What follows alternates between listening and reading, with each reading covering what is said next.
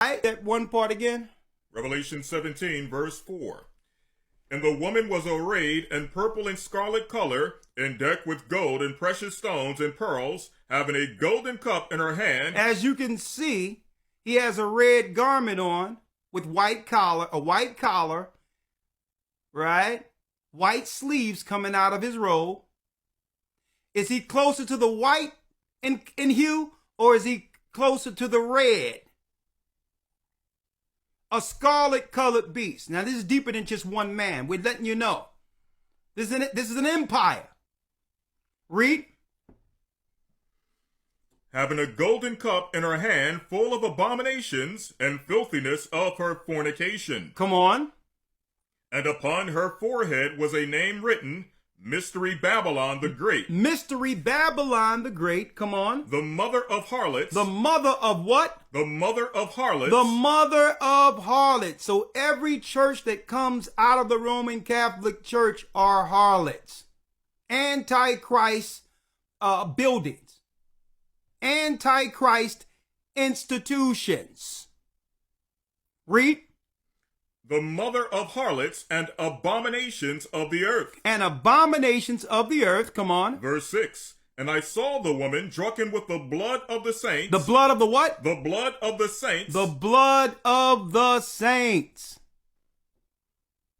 So these people, the Roman Empire, would be, according to Christ on the Isle of Patmos, be responsible for spilling Israelites' blood in the streets. They'll be responsible for hunting those who believe in Christ, crucifying our people for teaching the good news, incarcerating our people for doing right. The saints of the Most High are Israelites. They aren't Christians. Psalms, the 50th chapter, 54 and 5. Let's get that real quick. The saints of the Most High. Sir, Psalms 50, verse 5. 50 and 5. Let's read it. Gather my saints together unto me. Gather my saints together unto me. Those that have made a covenant with me by sacrifice. Those who have made a covenant with me by sacrifice. Those are Israelites. And some people might say, well, hold up. That was talking about the Old Testament. Folks, the people who delivered, the men who delivered the gospel in the New Testament were Israelites. So what are you talking about? They kill me when they come with this thing. Or is there an Old Testament? Who are the New Testament Israel? What are you talking about, the New Testament Israel? As if the Old Testament had some people, one group of people God loved, and the New Testament is for another people. Folks, it was the Israelites who delivered the gospel of the New Testament against the Holy Roman Empire. So now Christ is identifying to the seven churches, John on the Isle of Patmos, the power structure, the government in place who will be responsible for targeting and killing saints who are Israelites. Like they did what? Like they did us in 70 AD. Like they did us in 70 AD. Vespasian and Titus. Finish reading. Revelation, come on. Yes, sir. Verse 6. And I saw a woman drunken with the blood of the saints and with the blood of the martyrs of Yeshua. And when I saw her, I wondered with great admiration. I wondered with great admiration. Because it's the mystery. You have an empire targeting people, and no one out there is identifying this as a holy war. The real holy war. Y'all looking at what's going on in the Middle East and think that's the holy war. No, the holy war started with what Christ is talking about. The Romans using technology and all that, missionaries to find our people only to do what? Kill and enslave us.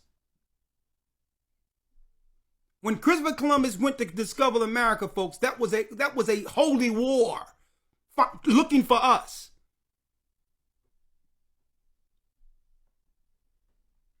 Wake up, read.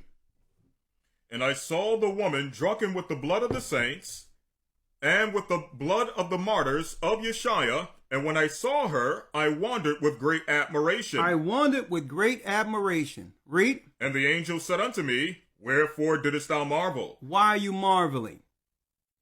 I will tell thee the mystery of the woman and of the beast that carrieth her, which have 7 heads and 10 horns. I'm going to give you the breakdown on this beast, the whore who would come out of her, and her judgment.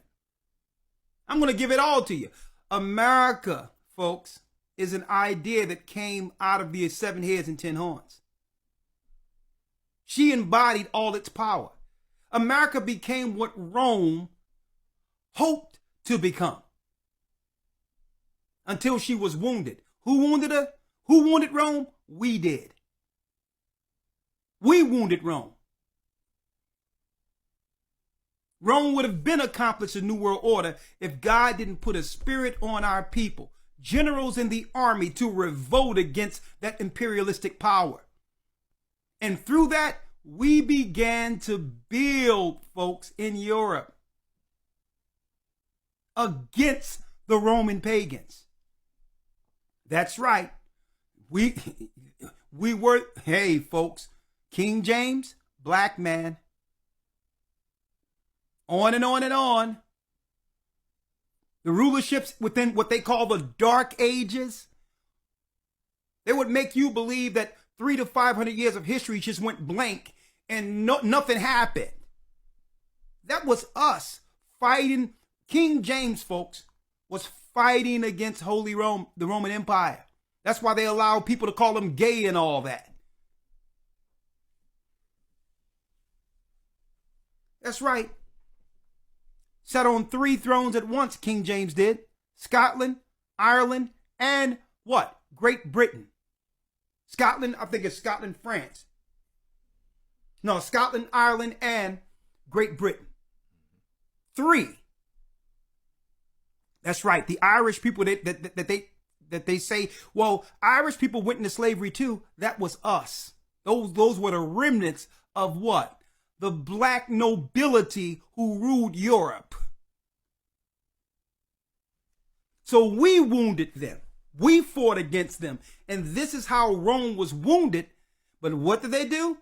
They rebranded themselves with America,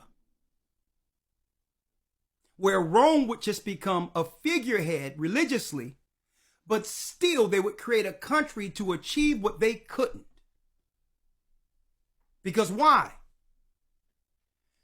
Our people had a frontal war against those who was identified as Esau.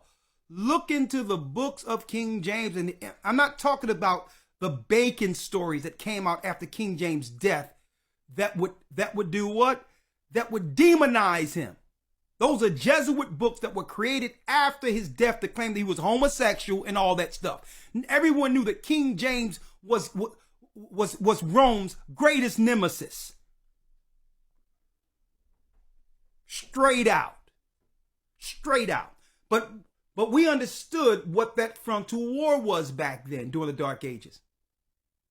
See, but they had to create a new place where there would be no identifiable enemy to engage. We must fight and destroy Israel through a corporate structure. We must kill them and destroy them through a corporate structure, so where there's no front, there's no individual to fight or to defend themselves from.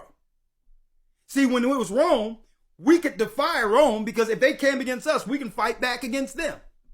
But in America, they did something different. In America, they didn't create a country. They created this, they made this a corporation. So Rome was like, you're not gonna fight up against us anymore. We're going to fight you through the structure of a corporation behind the veil. All right, hey, here we go. Here we go. Like I told you before, let me get it. Hold on, I'm gonna get that in a minute. Like I told you before, let me get it. Right here. This is how we're going to fight you. We're going to fight you diplomatically.